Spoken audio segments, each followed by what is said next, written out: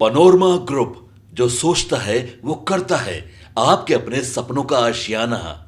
News for nation पर आपका स्वागत है और मैं हूं आपके साथ प्रार्थना। बीते दिनों राबड़ी देवी ने दिल्ली की राउज एवेन्यू कोर्ट में अपनी 3 याचिका जो है वो दाखिल की थी। बात करें तो इस वक्त जो है लालू परिवार के अंदर जहां एक तरफ सब कुछ ठीक नहीं चल रहा है, तो उससे पहले बात करें तो राबड़ी देवी ने इससे पहले ही राउज एवेन्यू कोर्ट में ये याचिका दाखिल की थी, जो उनके जितने भी मामले चल रहे कोर्ट के अंदर उन सारे मामलों को दूसरे कोर्ट में ट्रांसफर कर दिया जाए, इसकी जो है याचिका राबड़ी देवी द्वारा दी गई थी। लेकिन इसी बीच देखिए, जब कोर्ट ने ईडी और सीबीआई को इसके बारे में नोटिस भेजा और उनसे जवाब मांगा, तो ईडी और सीबीआई ने भी इसको लेकर के जो है रिपोर्ट बना करके कोर्ट में दे दी। लेकिन अब इसमें एक बड़ी अपडेट ये निकल कर सामने आई है कि जहां एक तरफ राबड़ी देवी ने याचिका तो दाखिल की थी, अपने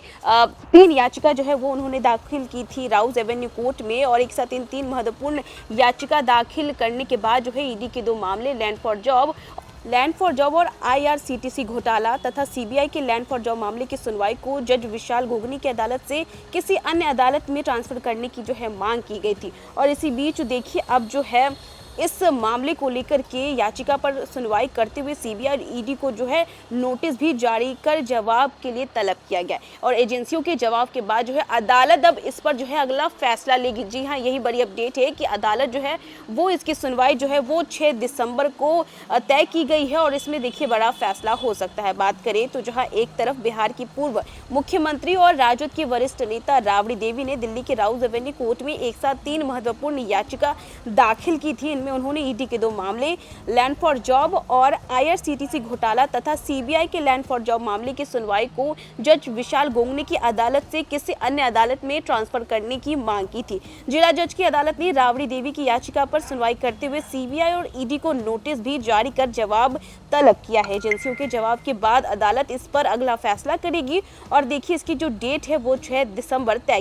की गई है। इस याचिका पर अगली सुनवाई होगी इस दिन, और इसी दिन देखिए राबड़ी देवी की पहले से लंबित कोर्ट ट्रांसफर याचिका पर सुनवाई होनी है। राबड़ी देवी ने 24 नवंबर को जो है दाखिल एक अन्य याचिका में दावा किया था कि आईआरसीटीसी घोटाले की सुनवाई कर रही अदालत मामले को पूर्व नियोजित तरीके से आगे बढ़ा रही है, और जज का रवैया जो है वो निष्पक्ष नहीं दिख रहा है, और इसी आधार पर उन्होंने केस को किसी अन्य अदालत में भेजने की अपील की थी। जज विशाल गोगनी की अदालत इस वक्त जो है आईआरसीटीसी घोटाले में राबड़ी देवी, लालू प्रसाद यादव, तेजस्वी यादव समेत कई अन्य के खिलाफ जो है आरोप तय किए जाने के बाद मुकदमे की सुनवाई कर रही है। बात करें तो यह केस रेलवे के 2 घोटालों के लीज आवंटन में कथित अनियमितताओं से जुड़ा है। आरोप है कि 2004 से 2009 के बीच जब लालू प्रसाद यादव रेल मंत्री थे, तब इन होटलों की लीजिंग में भ्रष्टाचार हुआ। पिछले महीने अदालत ने इस केस में आईपीसी की धारा 420, 120 बी और प्रिवेंशन ऑफ करप्शन एक्ट के तहत आरोप तय किए थे। इससे पहले देखिए 11 नवंबर को अदालत ने लालू और राबड़ी द्वारा दायर दैनिक सुनवाई के विरोध वाली याचिका खारिज कर दी थी। इतना ही नहीं, सीबीआई का आरोप है कि रेलवे में ग्रुप डी की नौकरी के बदले उम्मीदवारों से जमीन लालू यादव के परिवार के सदस्यों या उनकी करीबी बेनामी जो है स्थानों को ट्रांसफर कराई गई थी। वहीं ईडी ने दावा किया था कि भ्रष्टाचार से अर्जित धन को छुपाने और लाभ कमाने के लिए जो है वो इसका।